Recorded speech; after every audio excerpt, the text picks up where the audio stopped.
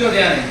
હવે આ દાખલાને કેમનો ગણવાનો છે, આનું સાદું કેમનું આપવાનું છે, પહેલા તો શું આ શું કામનો દાખલો, તે પરીક્ષામાં તમારે એક જ ભાગમાં બે વર્ગનો દાખલો પૂછાઈ શકે છે, બરાબર. તો પહેલા અમારે જે કયું નિત્યસમ આવે તો છોકરા મેં તમને કીધેલું હવે a + b a - b બરાબર a નો વર્ગ ઓછા b નો વર્ગ, હે ને. આ 5a ધારો, આ b અને b ધારો, અહીં વચ્ચે વત્તા, અહીં વચ્ચે ઓછા, ને અહીં કશું નહીં તો કયું ચિહ્ન હોય, ગુણાકાર બિલકુલ વચ્ચે તો પાડ્યું છે, ગુણાકારનું ચિહ્ન કહેવાય, તો એ બી ગુણાકાર.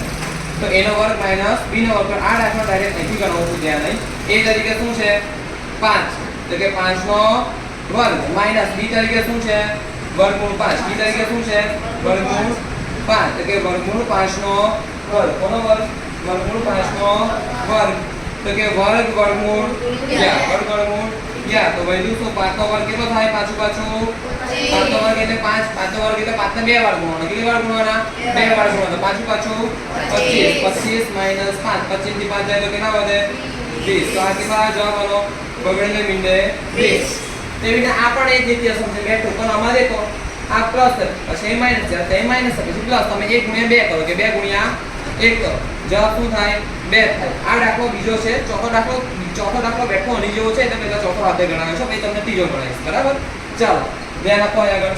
તો કે અહીં દેખો નિત્યસમ પાછું એના જેવું છે કે a - b a + b બરાબર a નો વર્ગ ઓછા b નો વર્ગ. હવે a તરીકે a નો વર્ગ, દેખો આ નિત્યસમ બેઠું અહીં વાપરું છું, a નો વર્ગ તો કે વર્ગમૂળ 11 નો વર્ગ માઈનસ b નો વર્ગ તો કે વર્ગમૂળ 7 નો વર્ગ, બરાબર. હવે દેખો વર્ગ વર્ગમૂળ ક્યાં ઉડી ગયા, તો કે ઉડી ગયા. ઓકે ચાલો બરાબર.